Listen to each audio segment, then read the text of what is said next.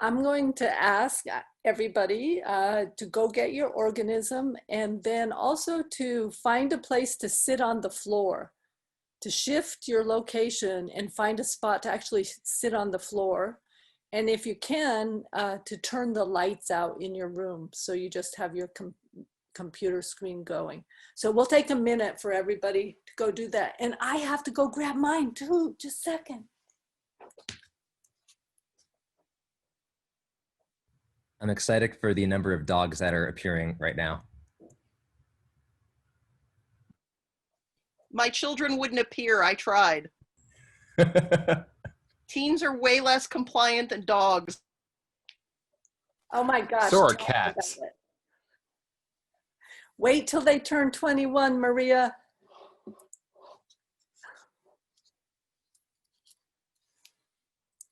And if everybody could just like hold it, I know it's hard to see these things. Let's see if they could hold up their organism somewhere. And maybe we should do a group shot of that too, if somebody can do that. Everybody holding up their organism. And if you can, make sure you're sitting on the floor. Get somewhere comfortable that you can relax. And as you do that, so we're gonna do a group meditation. I want to go ahead and introduce Jennifer Willet to you guys first before we start her performance. I first met Jennifer in 2012 when I had gone to the School of Visual Arts to do a bioarts residency, and it was the first time. There's a woman named Suzanne Anker who has created this program there, and it was the first wet lab in a bioarts school. And there was really a kind of foundational opening for artists at that point in regards to that. And Jennifer was one of the visiting artists that came that year. And I remember one of the first projects I saw her do was a biology lab in a kind of stagecoach type thing on the back of a bike. And it was just fantastic. It was like a brand new idea of ways to engage the community and ways to create an algae machine, I think is what it was. So I've stayed in touch with her over the years. And I admire so much what she does in terms of a blend of fine arts, performance, and hardcore biology all combined into one. And right now she's in the midst of opening 2 brand new labs that she spent maybe the last 10 years developing. One's a BSL level 1 based in the community, and the second one is a BSL 2 lab based in her university. She works up at University of Windsor in Canada, and is just really doing some fantastic things there. So when I called her to see if she could do a gratitude offering, she's somebody that I knew this is the style of work that she would do. Within about half an hour, she had contacted her provost and gotten permission to go on campus in order to utilize the lab because her school was shut down.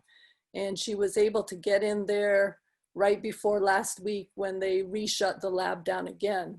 So she has developed this performance specifically for the Bio Summit and is going to lead us in a gratitude offering for organisms.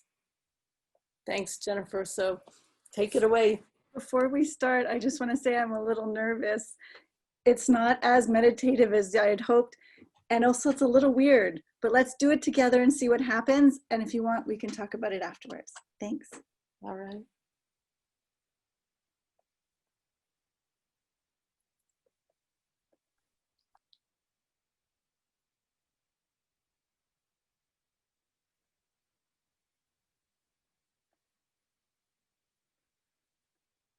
Global Community Bio Summit.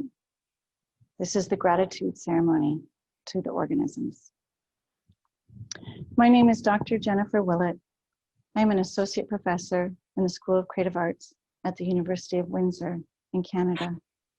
I'm a Canada Research Chair in Art, Science, and Ecology, and I am the director of Incubator Art Lab. The sacred land on which this laboratory and the University of Windsor operates has been a site of human activity for 15,000 years. This land is the territory of the Three Fires Confederacy of First Nations, comprised of the Ojibwe, the Ottawa, and the Potawatomi.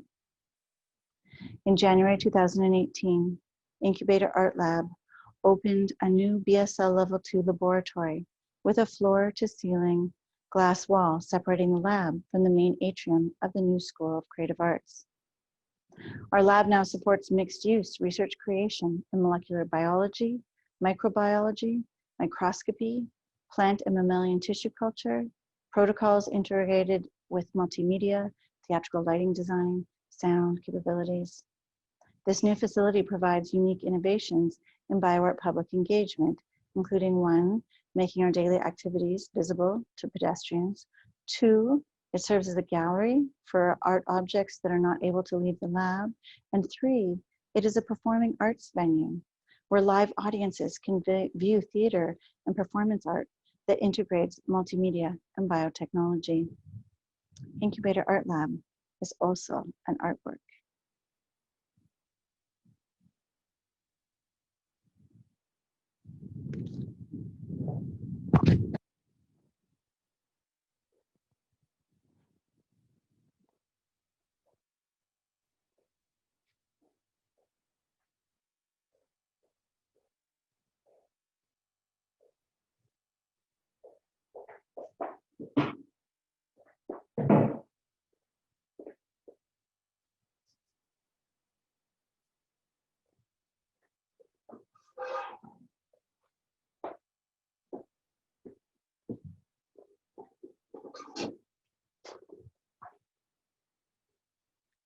Incubator Art Lab is also an installation-based artwork, challenging established laboratory aesthetics. It is a kitchen, it is a lab, it is a theater. It is domestic and decorative, sterile and clean. It is modeled after department store windows, shoebox dioramas, food television set. It is also a decade-long durational performance artwork where an unruly artist manifests at an institutional scale, a site that serves as a creative and propositional response to objectivity and rationality as a basis for traditional laboratory-based research. Read from this perspective, Incubator Art Lab is an absurdist monumental task of thousands of hours of meetings and paperwork and lab work towards building a laboratory that meets all of the regulations while also aspiring to alternative, hacker, feminist, post-colonial, ecological, symbiotic, and art ideologies. Incubator Art Lab seeks to reimagine the laboratory research environment as embedded and entangled, as culturally and geographically and ecologically specific, as a collaborative site of co-production, as a practice and as a community within a much larger biological, social, and political and economic ecology. These intentions are manifest in all aspects of the lab, including the art and research we produce, but also in the relationships we form with one another and the other species in the lab. Also in the way we choose to perform institutional bureaucracy in a way that is kind and ethical, and also in the design and utilization of infrastructure and access to that infrastructure.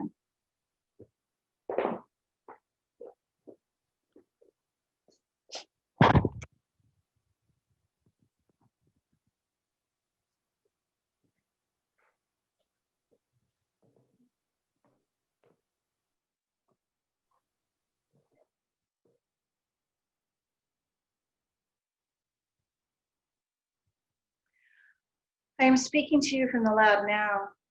I am all alone. There is not another human, another being in the building.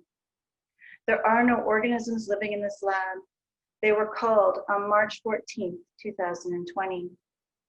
No whirling colonies of algae growing on magnetic spinners, oxygenating the air. No microorganisms, no funkiness that lingers around the incubator. No tissue culture, no plant clones, no agar, no enzymes. Good night, Moon. There are no students. There are no students in this lab. Good night, Moon. Good night, Great Green Room. I see my team in weekly Zoom meetings.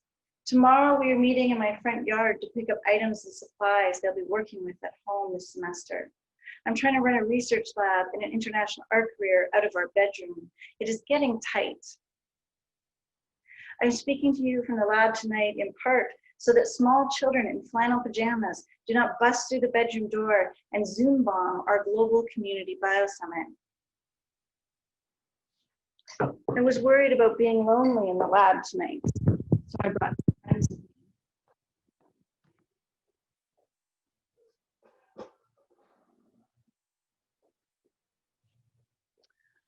I brought with me some tomatoes, the last of the tomatoes from my garden, ripening in the window. And I brought with me some zooplankton I bought at the pet store. And of course, I brought with me the trillion microorganisms I share my body with, including the yogurt I had for lunch. Like many of you, I am experiencing radical self-isolation as a sense of untetheredness. I have lost the ability to attach myself to most anything for situational context.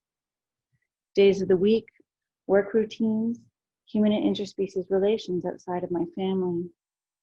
I am challenged to process and interpret my experiences without these gravitational contexts. COVID-19 is a semi-living molecular machine, a parasite that requires us and other mammals to operate and propagate. Possibly the untetheredness I am experiencing is similar to the experience of a virus, floating, waiting for somewhere warm and wet to land and breathe in life. Perhaps rather than waging war on this virus, we need to figure out what it likes, what it is distracted by, how we can tuck it into bed, what lullabies will sing it to sleep. Good night, room. Good night, moon. Good night, microbes in the back room. Good night, Corona family.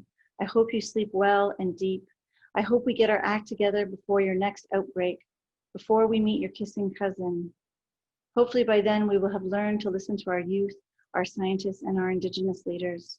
Hopefully by then we will learn not to overcrowd, overdevelop, overfarming into the human biome. Good night, nobody. Good night, mouse. Good night, mouse fibroblast cell line. Good night, chandelier.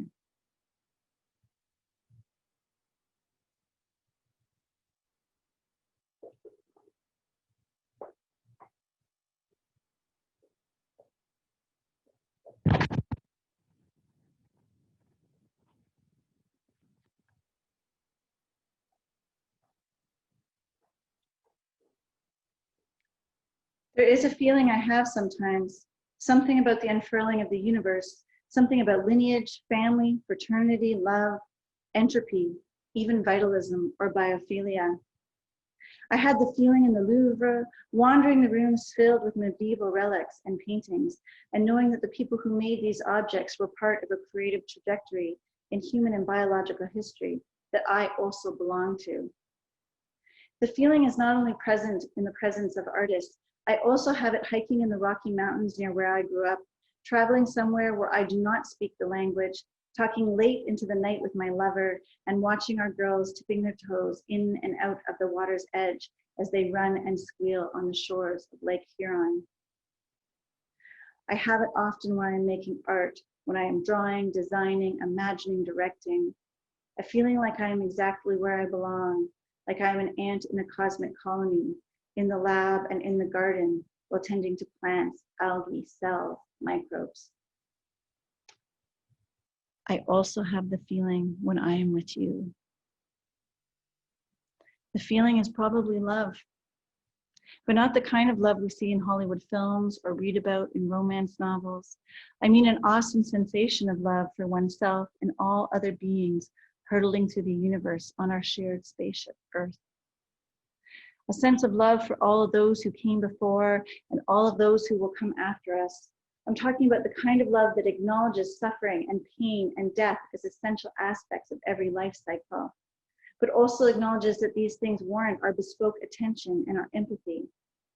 I'm talking about a joyous and melancholic kind of love that knows that the lover too will die and all of humanity will also one day end, and our sun will eventually expand into a red giant and vaporize all evidence of our earth. It is with this kind of love I embrace my past and future self. It is with this kind of love I acknowledge and say thank you to the microorganisms, past, present, and future. It is with this kind of love I reach out to all of you tonight in the night. I often think that biotechnology, a joyous and melancholic kind of love,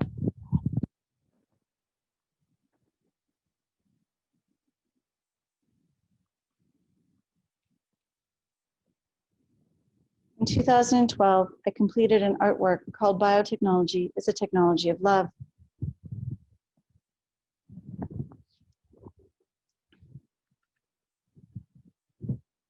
The letters LOVE are cut out of leather and felt scraps and placed onto petri dishes, and agar is poured over the letters.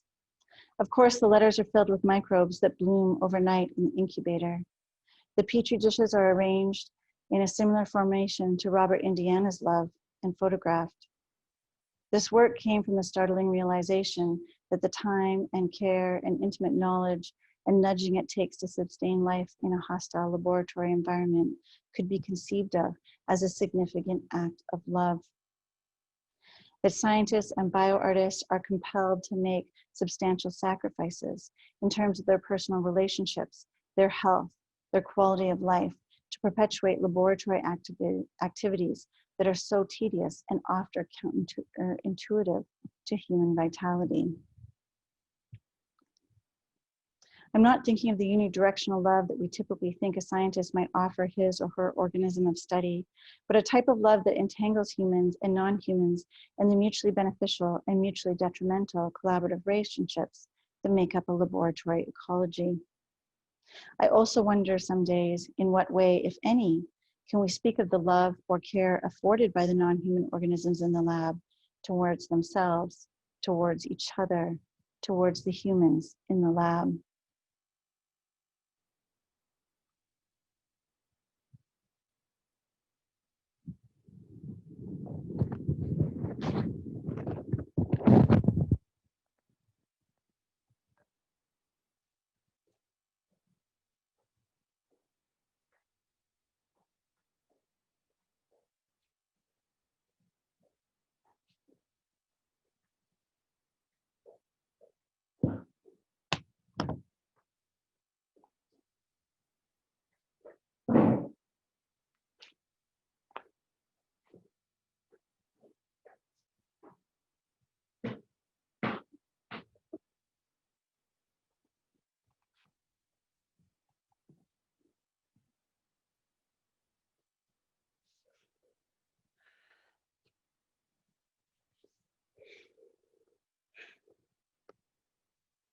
Thank you. Good night, Moon. I'm usually marveled by life in the lab. There is a magic I cannot explain in seeing and being seen, or perceived, or transformed, or metabolized, or even ignored by other life forms. It feels good and sometimes bad and messy and confusing in my body to connect with the other life organisms in my lab. It gives me the feeling. It makes me feel alive. In the great green room, there was an algae colony and a red balloon, and a picture of the cow jumping over the moon. And there were 3 little tardigrades sitting on chairs, and more fruit flies than a student cares, and a comb and a brush, and a bowl full of mush, and a quiet old lady who was whispering, hush, hush, hush, hush, hush. Calling all untethered earthlings, are you there? Is everyone okay? Humans, Gaia, protozoa, our girls, my love. I have a lot of fear about the future and a lot of hope. I'm trying to choose optimism. I'm hopeful we are transforming. Possibly the pandemic will transform human consciousness. I hope we will all together one day shout, Black Lives Matter! I hope we will all together reorganize to address income disparity and the climate emergency. I hope we will learn to love insects as much as we love our children. But I acknowledge that we may not. And even if we snuff ourselves out, I acknowledge that life on this planet will go on without us until it also does not. Good night, stars. Good night, air. Good night, noises everywhere. Thank you, garden tomatoes and zooplankton. Thank you, Global Community Biosummit. Good night, moon.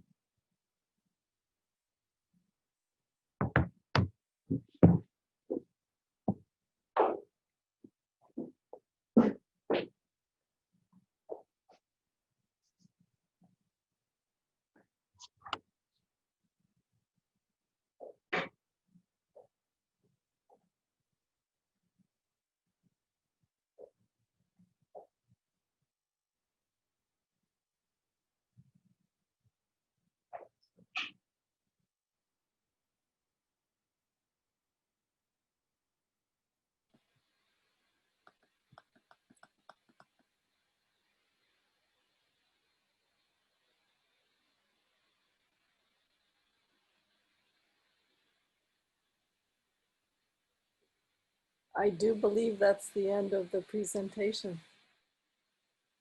Thank you so much, Jennifer.